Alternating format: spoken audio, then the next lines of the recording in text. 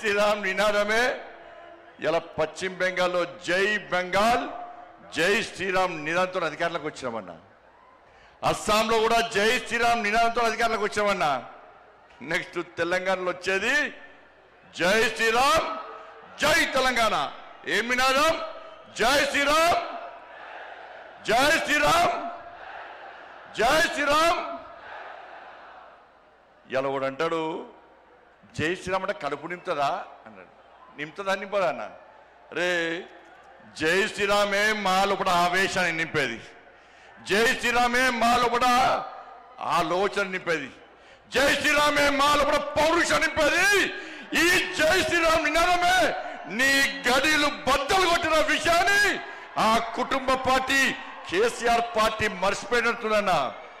ఆ రోజు జై శ్రీరామ్ నినాదంతోనే జై శ్రీరామ్ నినాదం మారు మోగింది కాబట్టి నీ గడిలు బద్దలు కొట్టి నిన్ను ఫామ్ హౌస్ కు పరిమితం చేసిన నినాదమే నా జై శ్రీరామ్ నినాదం అన్న విషయాన్ని గుర్తుంచుకో.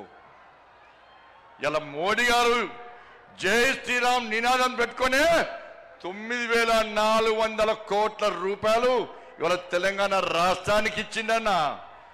మోడీ గారు జై శ్రీరామ్ నినాదంతోనే ఈ తెలంగాణ రాష్ట్రానికి అభివృద్ధి నిధులు ఇస్తుండనా. ఇలా మోడీ గారు నిధులు ఇచ్చడం వరకు ఇవ్వబడబట్టే తెలంగాణ రాష్ట్రంలో పాలన కొనసాగుతుంది తప్ప మోడీ గారు లేకుంటే ఇవాళ తెలంగాణ రాష్ట్రంలో ప్రభుత్వం నడిచే పరిస్థితి లేదు. మేము నిధులు తీసుకొస్తున్నాం, మోడీ గారు నిధులు ఇస్తున్నారు తెలంగాణ రాష్ట్రానికి.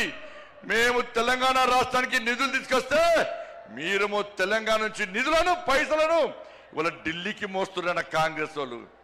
ఇలా మోడీ గారు హిందీలో మాట్లాడతారు.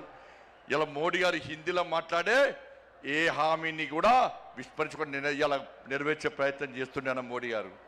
ఇలా ప్రియాంక గాంధీ వచ్చిందన్న తెలంగాణ రాష్ట్రానికి, రాహుల్ గాంధీ వచ్చిందని తెలంగాణ రాష్ట్రానికి ఎన్నికల సమయంలో ఏమైంది? హిందీలో మాట్లాడి 6 గ్యారెంటీలు అమలు చేస్తామన్న రాహుల్ గాంధీ, ప్రియాంక గాంధీ హిందీలో మాట్లాడే వ్యక్తులు ఇవాళ కనీసం 6 గ్యారెంటీల గురించి మాట్లాడకుండా ముఖం చెల్లకుండా తెలంగాణకు రావడం బంద్ చేసి ముఖం కిందికేసి పారిపోయిన విషయాన్ని కాంగ్రెస్ పార్టీ నాయకులు గుర్తించాలి.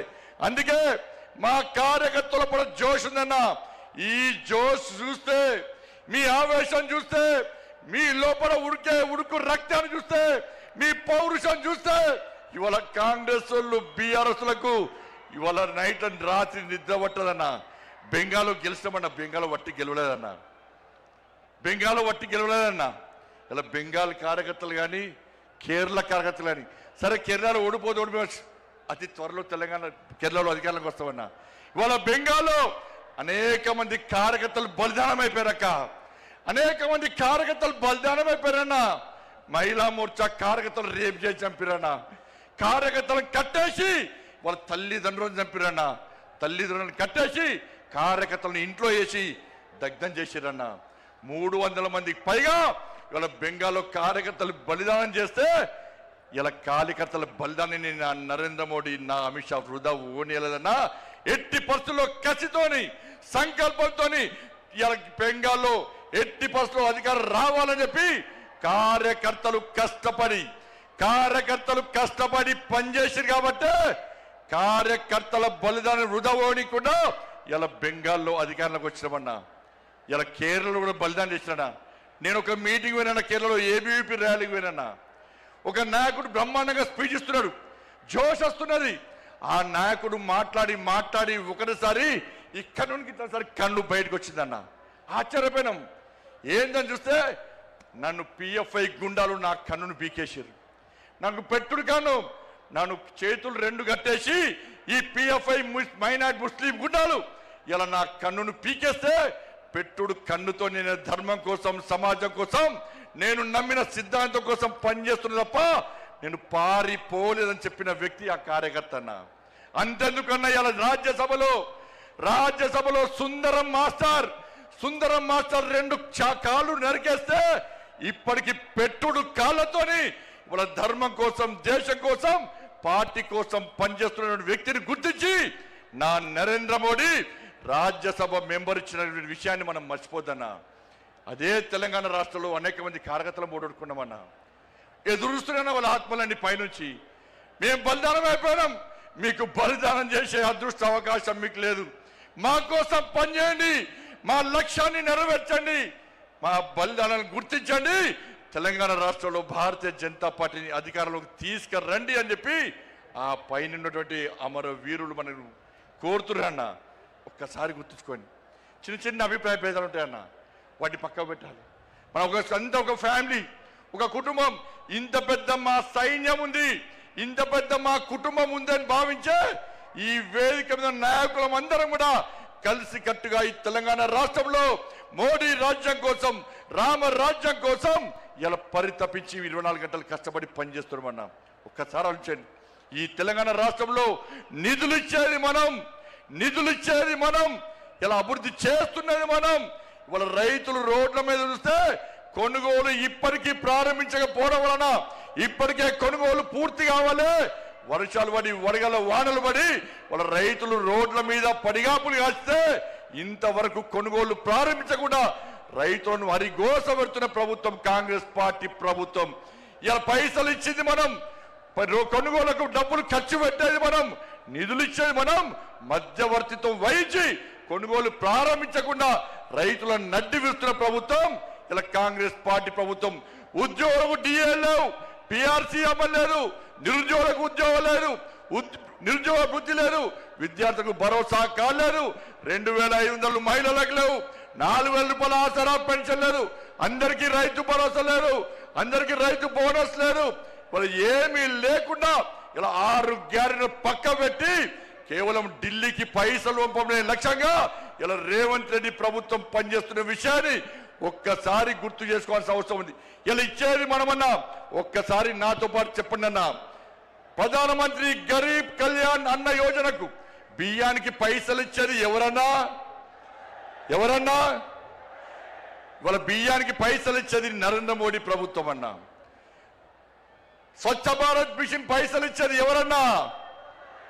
జాతీయ రహదారులో పైసలు ఇచ్చేది ఎవరన్నా? రైల్వే నిధులు ఇచ్చేది ఎవరన్నా? శ్మశాన వాటికలకు పైసలు ఇచ్చేది ఎవరన్నా? కొనుగోలుకు పైసలు ఇచ్చేది ఎవరన్నా? వాళ్ళ శ్మశాన వాటికలకు పైసలు ఇచ్చేది ఎవరన్నా?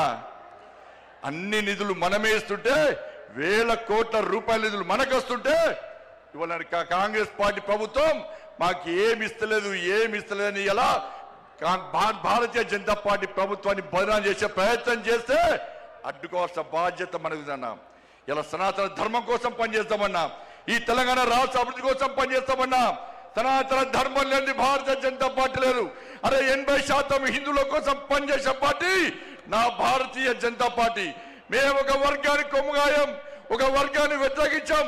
మేము సనాతన ధర్మానికి అడ్డొస్తే, నా ధర్మాన్ని హేళన చేసే ప్రయత్నం చేస్తే, నా సమాజాన్ని చీల్చే ప్రయత్నం చేస్తే ఏ భారతీయ జనతా పార్టీ కార్యకర్త ఊరుకునే ప్రసక్తి లేదు.